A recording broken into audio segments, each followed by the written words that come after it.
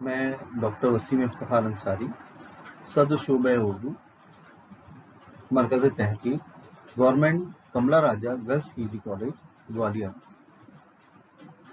آج کی ہماری کلاس BA سیکنڈ ایئر کی ہوگی اور اس میں پرچہ اول پر گفتگو ہوگی، جس کا عنوان ہے جس کا سیکنڈ یونٹ ہے ناول نگاری۔ تو آئیے آج ہم ناول نگاری کو سمجھنے کی کوشش کریں گے، اس کی اقسام کیا ہوتی ہے، اس کی تعریف کیا ہوتی ہے، اصطلاحی معنی کیا ہوتے ہیں اور یہ لفظ کہاں سے آیا، اور پھر اس کی ایک مختصر سی تاریخ ہم بیان کرنے کی کوشش کریں گے۔ آئیے دیکھتے ہیں ناول کس زبان کا لفظ ہے، اس کی تعریف کیا ہے اور اس کا تعارف بیان کرنے کی کوشش کرتے ہیں۔ ناول اطالوی زبان کے لفظ ناولا سے نکلا ہے۔ ناولا کے معنی ہے نیا۔ لغت کے اعتبار سے ناول کے معانی نادر اور نئی بات کے ہیں، لیکن صنف ادب میں اس کی تعریف بنیادی زندگی کے حقائق بیان کرنا ہے۔ ناول ایک نثری قصہ ہے جس میں پوری زندگی یا پھر زندگی کا بہت بڑا حصہ بیان کیا جاتا ہے۔ ناول کے لازمی اجزاء میں کہانی، پلاٹ، کردار، مکالمے، زمان و مکان، اسلوب، نقطۂ نظر اور موضوع شامل ہیں۔ ناول زندگی کے حقائق کا افسانوی اظہار ہے۔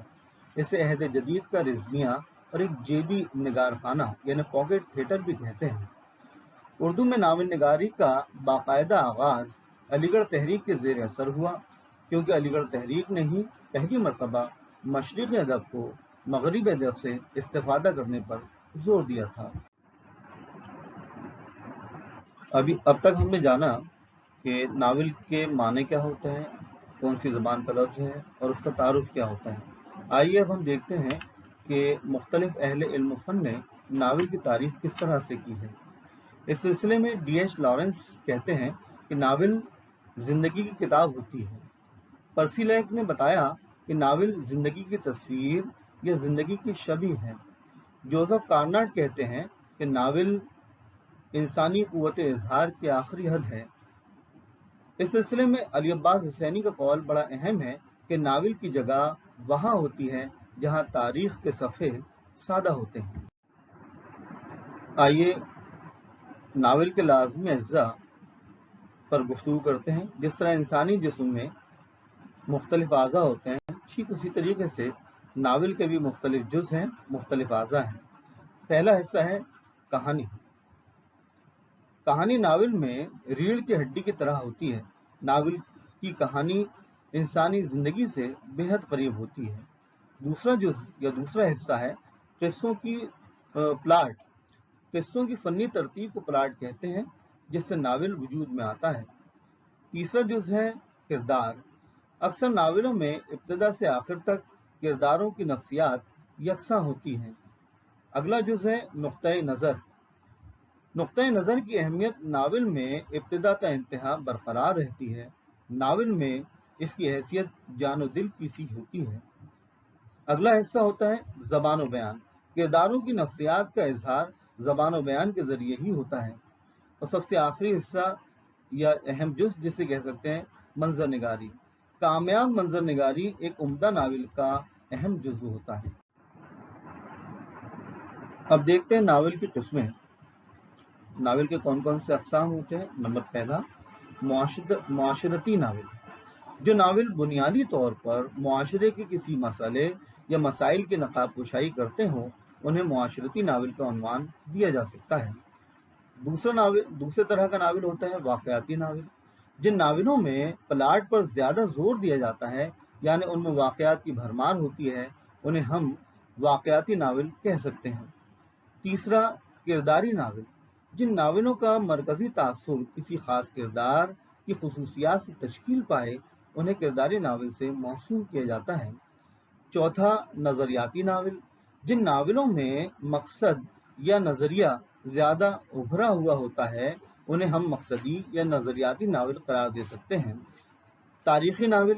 جن ناولوں میں تاریخ کے کسی خاص دور، کسی حصے، کسی مشہور شخصیت کو ناول کا موضوع بنایا گیا ہو، تاریخی ناول قرار دیا جا سکتا ہے۔ अगली किस्म यानी छठी किस्म जासूसी नावल की होती है। जिन नावलों की बुनियाद अनोखी बातों, माफूकुल फितरत किरदारों और तहय्युर और तजस्सुस पर हो, उन्हें हम जासूसी नावल कह सकते हैं। सातवीं किस्म होती है इस्लाही नावल की।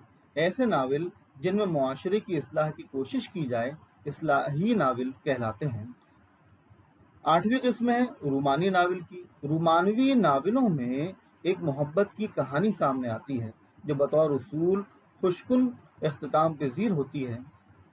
नवी किस्म है नफ्सियाती नावल। जो नावल बुनियादी तौर पर किसी नफ्सियाती नुक्ते के गिर्द घूमे या फिर उस किरदार की तहलील नफ्सी में मसरूफ़ अमल होते हैं, उन्हें हम नफ्सियाती नावल करार दे सकते हैं। उर्दू नावल निगारी की अक़साम के बाद हम देखते हैं कि उर्दू नावल निगारी की तारीख़ किस तरह से बढ़ी। यहाँ हम मुख्तसर से मुख्तसर तरीन तारीख़ की तरफ आपकी तवज्जो मरकूज़ कराना चाहते हैं। मुख्तसरन तारीख़ ये है कि नावल तमाम अदबी असनाफ़ की बनिस्बत ताज़ा तरीन सिल्फ़ अदब है, अगरचे कदीम दौर ही से इसके आसार नज़र आते हैं। चुनांचे उर्दू दास्तानों में नावल के इब्तदाई नुकूश नज़र आ जाते हैं। नावल मगरबी असर के साथ उर्दू में आया। उर्दू में नज़ीर अहमद की कहानियों को नावल का पहला नमूना करार दिया जा सकता है। उनकी पहली कहानी मिरातुल उरूस 1869 ईस्वी में तख्लीक की गई। नज़ीर अहमद अपनी कहानी के ज़रिए औरतों की इस्लाह चाहते थे। इस सिलसिले में उनके नावलों के नाम हैं बिनातुन नाश, तौबतुन नसूह, इब्नुल वक्त वगैरह नज़ीर अहमद के अहम नावल और तसानीफ हैं। तारीख़ी एतबार से दूसरे अहम नावल निगार रतन नासर शार हैं। उनका नावल फसाने आज़ाद उर्दू का एक शाहकार नावल है। यह 1879 ईस्वी में लिखा गया। अब्दुल हलीम शरर ने अपने नावलों के ज़रिए समाज की इस्लाह की। उनका मशहूर नावल फिरदौस बरी है। ये 1899 ईस्वी में लिखा गया। सज्जाद हुसैन ने नावलों में मिज़ाहिया रंग का इजाफा किया। हाजी बगलोल, अहमकुद्दीन, मीठी छुरी वगैरह उनके मशहूर नावल हैं। मिर्ज़ा हादी रुस्वा के नावलों से एक नया रंग उर्दू अदब में शुरू होता है। उनके अहम नावलों में उमराव जान अदा ख़ास तौर से बड़ा अहम और अहम तरीन नावल है जो उन्हें हमेशा जिंदा रखेगा। राशिदुल खैरी ने अपने नावलों से समाजी इस्लाह की कोशिशें की। सुबरना का चांद, शाम ज़िंदगी, सुबह ज़िंदगी वगैरह उनके अहम तरीन नावल हैं। सज्जाद ज़हीर तरक्की पसंद तहरीक के बानियों में से एक हैं। उनका नावल लंदन की एक रात बहुत मशहूर है। प्रेमचंद के असर से उर्दू में नावल को तरक्की हासिल हुई। बाजार हुस्न, चौगान हस्ती, निर्मला, गोदान वगैरह उनके अहम और मशहूर नावल हैं। कृष्णचंद्र का नावल शिकस्त बहुत मशहूर हुआ। उन्होंने अपने ज़माने के मसाइल को नावलों के ज़रिए पेश किया। इसमें शुक्ताई का मशहूर नावल तेहरी लकीर है। उर्दू के जदीद नावल निगारों में कुर्रतुल हैदर का नाम सर फहरिस्त है। उनके मशहूर नावलों में मेरे भी सनम खाने, आग का दरिया, आखिर शब के हमसफर वगैरह अहम हैं। हमने जाना है कि उर्दू नावल की मुख्तसर तारीख़ क्या होती है।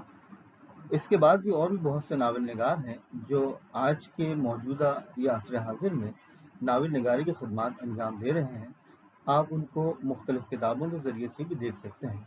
अपनी मालूमात में इजाफे के लिए या आपकी मालूमात के इजाफे के लिए हमने यहाँ पर चंद किताबों के नाम लिख दिए हैं जिससे आपको मज़ीद मालूमात मिल सकती है नावलों के बारे में, नावल निगारों के बारे में, और उसकी तारीख़ को भी आप ज़्यादा बारीक बीनी के साथ जान सकते हैं। यहाँ लिंक भी दिया हुआ है। इसके अलावा इसके आखिर में हमने असेसमेंट भी दिया है। हमने आपको आज जो कुछ इस क्लास में सिखाने की कोशिश की उसी में से चंद सवालात आपके सामने रखे हैं। आप उसको हल करके भी जान सकते हैं कि आज की क्लास में आपने क्या जाना।